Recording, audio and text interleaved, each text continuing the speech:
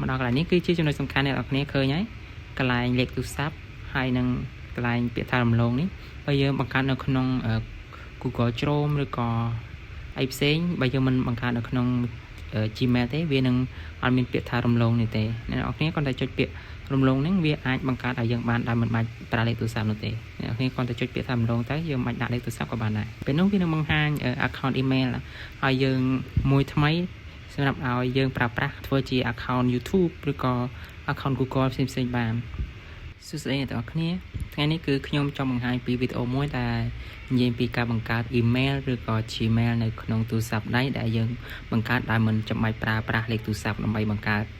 ជាដំបូងអ្នកទាំងអស់គ្នាចុចចូលនៅកម្មវិធីដែលមានឈ្មោះថា Gmail មកដល់ត្រង់នេះអ្នកទាំងអស់គ្នាចុចចូលនៅនេះខាងលើនេះកន្លែង account យើងហ្នឹងអ្នកទាំងអស់គ្នាចុចចូលលើវាមួយទៅបន្ទាប់មកវានឹងបង្ហាញបែបនេះអ្នកទាំងអស់គ្នាចុច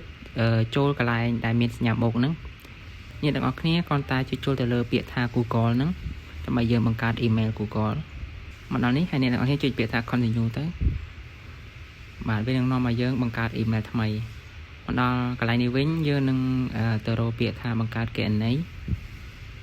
ខាងក្រោមហ្នឹងអ្នកទាំងអស់គ្នាចុចទៅលើពាក្យថាបង្កើតសម្រាប់ខ្លួនឯងផ្ទាល់ហ្នឹងមកខាងលើហ្នឹងរួចហើយយើងនឹងឃើញកន្លែងយើងទៅដាក់ឈ្មោះ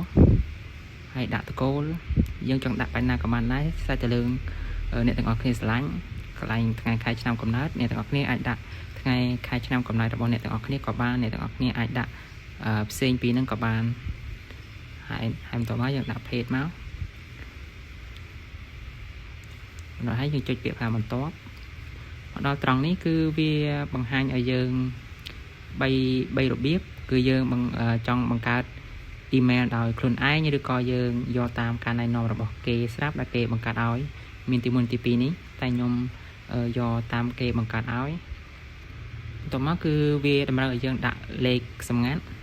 អ្នកទាំងអស់គ្នាចង់ដាក់បែបណាក៏បានដែរស្ថិតទៅលើអ្នកទាំងអស់គ្នាឲ្យអ្នកទាំងអស់គ្នាងាយស្រួលចាំងាយស្រួលចំណាំក្នុងការ log in នៅពេលក្រោយមកដល់កន្លែងនេះគឺជាចំណុចសំខាន់អ្នកទាំងអស់គ្នាឃើញហើយកន្លែងលេខទូរស័ព្ទហើយនឹងកន្លែងពាក្យថារំលងនេះបើយើងបង្កើតនៅក្នុង Google Chrome ឬក៏អីផ្សេងបើយើងមិនបង្កើតនៅក្នុង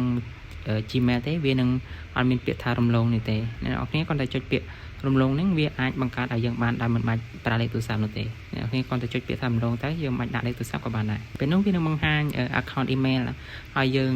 មួយថ្មីសម្រាប់ឲ្យយើងប្រើប្រាស់ធ្វើជា account YouTube ឬក៏ account Google ផ្សេងៗបាននេះគឺវាមានប្រយោជន៍សម្រាប់តែអ្នកទាំងអស់គ្នាចង់បាន